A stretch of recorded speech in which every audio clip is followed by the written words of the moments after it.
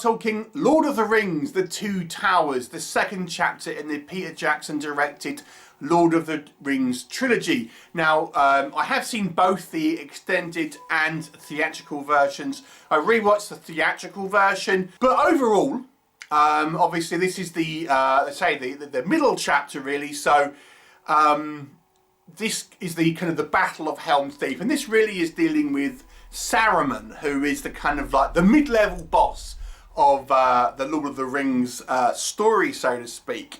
At this point, the Lord of the Rings Fellowship has kind of separated. We've got Sam and Frodo obviously meeting Gollum, and that's kind of, I would say, the most memorable scenes in this movie. You've got obviously Legolas, Gimli and Aragorn, and they end up kind of at Helm's Deep and kind of have that sort of climactic battle. And then you've got Pippi and Merrin dealing with escaping from the Uruk-hai and meeting the Ents. So that's your basic plot synopsis. So let's talk about it. Now, I'm going to say right off the bat here, out of the three Lord of the Rings movies, this to me is the weakest. It's not a bad film, I'm not saying that, and there are some lots of things that I like, but it's the weakest movie. But we'll come on to why I said that in a minute. Let's talk about what I do think works though. The Battle of Helm's Deep, I think, is the best battle in the Lord of the Rings movies. I think it's better than the kind of the one in Return of the King, because I think that one relied a little bit too much on the sort of the CGI-ness. But this one, with the battle against the Uruk-hai, I thought was fantastically staged, and you know, it's an extended battle sequence. You could say it's a little dark because obviously it's taking place overnight and in the rain, but I think it's a great sequence and very, very exciting, and feels sort of has a level of brutality more so than I think the climactic battle in Return of the King. And although obviously there was CGI involved, it has a more of a practical feel to it, I would say. And obviously this is where we spend a lot of time with Gollum, and we meet him, and this was cutting edge sort of technology at the time. And Andy Serkis does a great job as Smeagol and Gollum, this kind of character, which is the most morally complex character, I suppose, from the obviously the novels and the films and everything.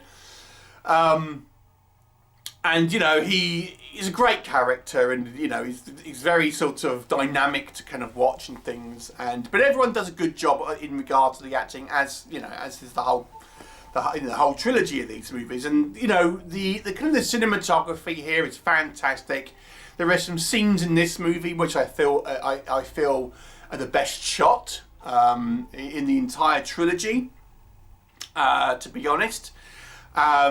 So you know, it's a great looking movie. It's a technical marvel. So there's, you know, you can't take anything away from that. So I do have some critiques with this movie, but acting wise, you know, direction wise, it's really, really up there. And you know, it has, as I say, one of the kind of the best sort of sequences in regards to an exciting battle sequence.